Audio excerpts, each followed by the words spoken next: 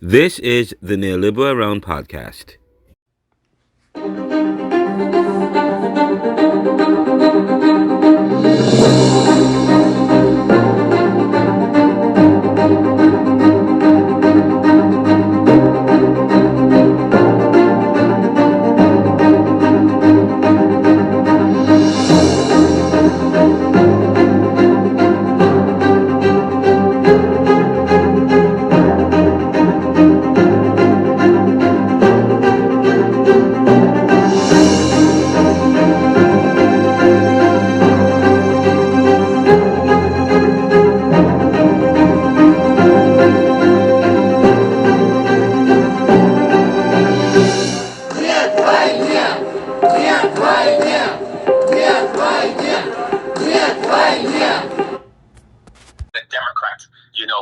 Believe that Democrats love this thing, but no, we believe in what is right and doing things the proper way.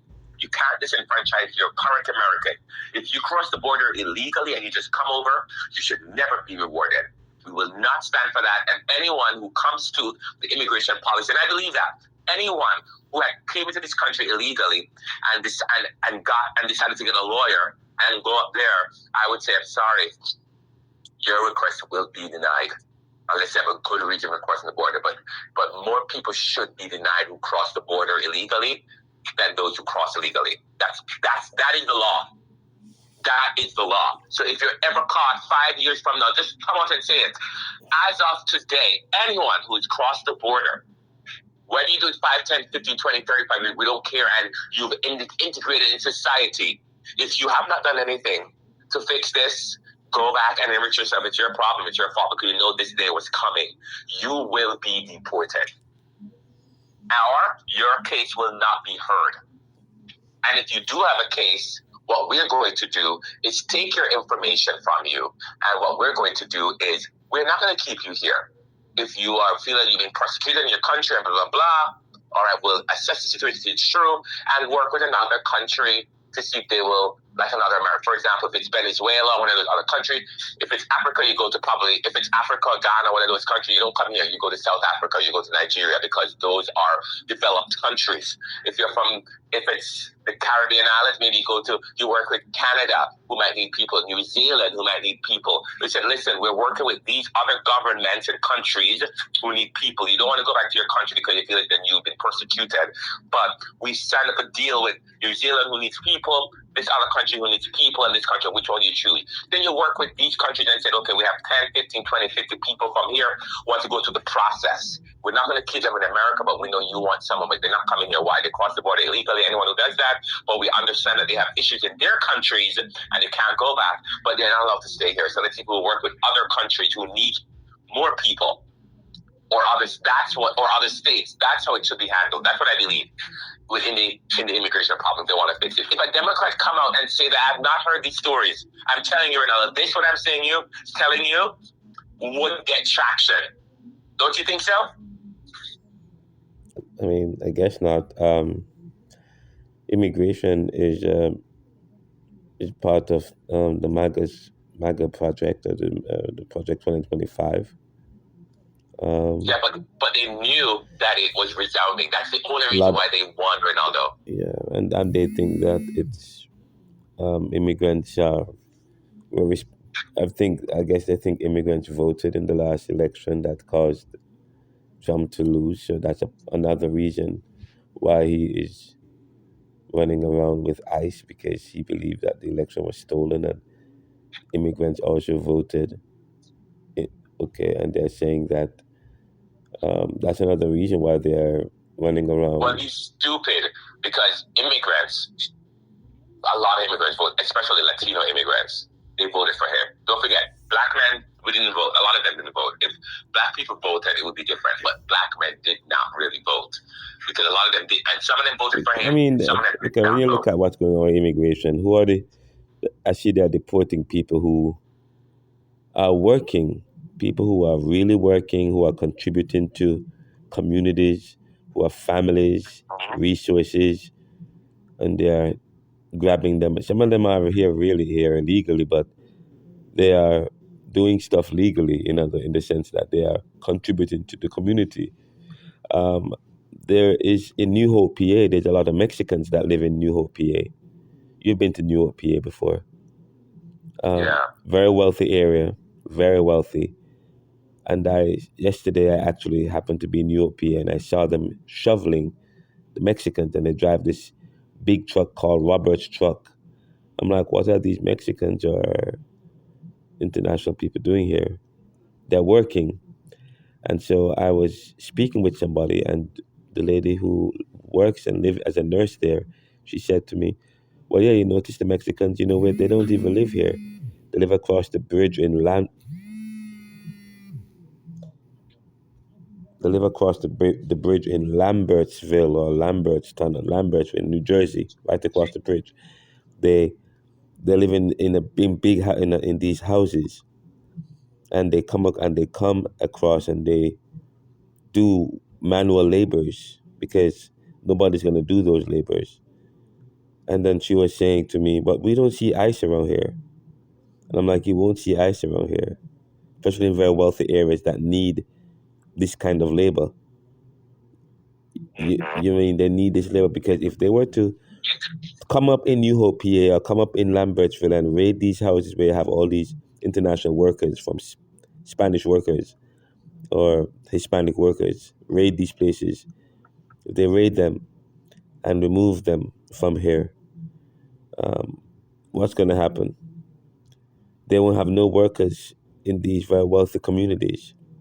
Renaldo, Long Branch is a MAGA area, and they work in Long Branch School District. You know what he has said? They were very much Trump supporters. No, I don't think he's Trump supporter. But one thing he said, you know what, I support Trump. And he's going to win because in our district of Long Branch School District, a lot of our property tax goes towards the school district. That's why our property tax is high. We have a lot of schools in Long Branch, but it's a big state. But most importantly, in Long Branch, you know what happened? The schools are filled with Mexicans or Brazilians or people from those countries. And so half the school population couldn't speak English. And so they had to teach them English as a second language. And he was like, a lot of the teachers don't want to deal with it. We can't deal with it. We don't want to do that. Fast forward to today, they got what they wanted. He was elected. That's what I said in the book, Ricardo. In the first part of the book, they said, in Neoliberalism, I said, the immigrant is seen as aliens. It's metaphoric, figurative. They're seen as aliens with two heads and big sharp teeth, seeking to kill and to destroy the prophets. But the immigrants, okay, that's how they view us. But at the same time, they are only good to clean neoliberal waste. Okay, they're not supposed to be in the schools. They're not supposed to have houses and cars. They're not supposed to do well. They're only supposed to live into a big commune. And when they need us, they bring us over the bridge to clean their waste, to scrape up their streets and their bridges and to do manual labor. That's it. Okay? It's okay. So some of these Mexicans, it's fine. You let them, and if you get rid of them, or they complain and say, "Oh my God, we don't have the money to do the construction and all these industries that are served by these people who do manual or mean labor that's low labor, you call it, where you don't pay them a lot and you treat them with disrespect and pay them pittance." Okay, it's okay. The immigrant is only good for that. Okay, but they can't be in our schools. They can't occupy certain places of power jobs. They must only be able to come across the bridge. And if Donald Trump gets rid of those people, then that's a problem. There's a backlash in a sense. There's a problem. But guess what, Ronaldo? There's no difference between that and Black Wall Street. You realize this? This is why I was talking to someone. Black people are hypocrites. Black people are no different from the Jewish people who are also hypocrites. I mean, when I say black people, they're very hypocritical because they're upset with the Obamas because they said, "Oh, he's a black man and was a president. All of a sudden, he's a millionaire." He's upset with the Somalian congresswoman or senator. Say, "Oh, she come up in our country and now all of a sudden she's a millionaire." There you go. But he can be a millionaire. He must be. He can do anything and be a millionaire. That's the thing. I mean, that's why he would dress up the Obamas as apes. Okay, because the thing is, they're making a difference. They're kind of differentiating between people. Okay, if you're an immigrant, you're not supposed to have money. You're supposed to work as helpers in houses and cut There you go. wait, no, Black Wall Street. cut sugar cane, Yes. work on the farm, do low cost labor.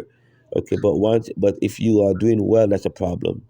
You're not supposed to That's be why they did in not. the Well, that's why in our university. immigration code, when you remember, I work in HR. I used to, and when you do, they changed the rule. When you do H-1B visa, you have to pay the person a livable wage. Guess what? It's a lot of money. Here's the deal. That is an injustice to other people that are here because you're paying these people more money. 10 Americans do that job too. So what do? And they're getting minimum wage. So you have to change certain issues. But anyways, what I want to say to you, Renaldo, is what you're saying I agree with. When you talk about Black Wall Street and how Africans were brought here and then slavery was abolished and then they're trying to make a life of themselves here in this country. And then every time people see a prosperous black man or everything was pulled from them. African Americans, everything was taken from them. Even in sports, they couldn't play sports, they couldn't fly. Their history eroded. Take away what they've done because they're only supposed to see it as these weak, poor people who aren't intelligent. They're supposed to be, and they are defying the narrative, defying how they're seen or described.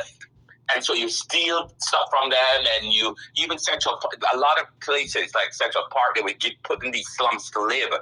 Okay, and then when they gentrify the area because other people want more pieces of the pie and the world is growing. Fast forward to today, the same thing. Immigrants come here and black people, African Americans, are upset that they give a little piece of the pie to try and make themselves into something and get somewhere to live and make for a better life and try to contribute to the economy, to society. Well, black people, African Americans are upset about it. Americans are upset about that. So they try to pull everything from these people who are here. They're upset about it and disrupt their lives. They disrupt their lives, throw them in jail. Some of them are naturalized immigrants. Some of them are here legally already or their system. But what do? They don't like them. So they pull the rug from underneath them and steal. Some of them don't even pay. Some of them pay taxes and don't even get any money back. But they think that we do. They think that immigrants do, which is not true. And I was talking to someone about this. It's like everything life happens so much. Life it's a wheel of circle that goes around. And people don't realize that. Today it's the Jews. Tomorrow it's African Americans. The next day it's immigrants. That goes to the same thing. It may not be it looks different, but it's a 21st century slavery. It's a 21st century, World War with Russia versus Israel. It's a 21st century version of what's happening. So when you look at it, we never learn, Renaldo. Everything that's happening today is like a different version of something that happens. And the people it happened to are the ones who are causing the harm. They have no remorse for people who are being treated like this. They have no love. They forget. When I see Jewish people treat Palestinians a certain way after, they should be thankful. They should be thankful that these people allow them to come and live in their lands, and then they treat them with disrespect. Kill this little boy, and you have no remorse for it, and you don't know you were put on this earth. You wouldn't have, if you call yourself Jewish, you would have never had this land if it wasn't for the Palestinian forefathers who had to give up this land because they saw them as this weak people, and they just came in and just gave away their lands for no reason. Just gave it to them. Anyway, Brady, let me call you back. Love you. We're talking with Ricardo McKenzie, and this is the Neoliberal Round Podcast, and we're on the pulse. Ricardo revealed several things today. He talked about the Epstein files. You joined us a bit late, or I started recording a little bit late. We talked about the Epstein saga, and the fact he believes that he got some information that Donald Trump that he raped a 13-year-old girl or something like that, and apparently this girl was forced to conduct oral sex on him, and she bit him on his pubic area, or she bit him, and he pushed her and punched her. I heard. I don't know how true that is. I don't know if there's been a lawsuit, but I understand that they're trying to suppress that information. He talked about Israel, the Israeli army and police that killed an innocent 12 or 13-year-old boy, and they didn't know that it was being recorded. Apparently, there was a camera; they were recording it. They had lied to say that the guy had thrown stone on them. The little boy threw stone on them, and so he killed them. There's a flimsical excuse to want to use lethal weapon on somebody to kill them. But anyway, the weapon came out to show that it's a lie. That they just walked up to this boy and killed him in the head, shot and killed him in the head, and then allowed him to, and then prevented any medical care, and he bled to death and died 45 minutes later. That's when they took him to the hospital afterwards. Quite, it's just so alarming what's going on in the world. He also spoke about the fact that um, the Trump and is trying to build his family and put his family all over the world, insert them in Mexico, and create deals. He create war and or crisis, only to lead, only to make a deal out of those crises for that was profit him and his family. That's what my book Neoliberalism Book 2 is about, which is not published yet. But we will continue to follow these stories and we will continue to share them. This is the Pulse on the Neoliberal Round Podcast.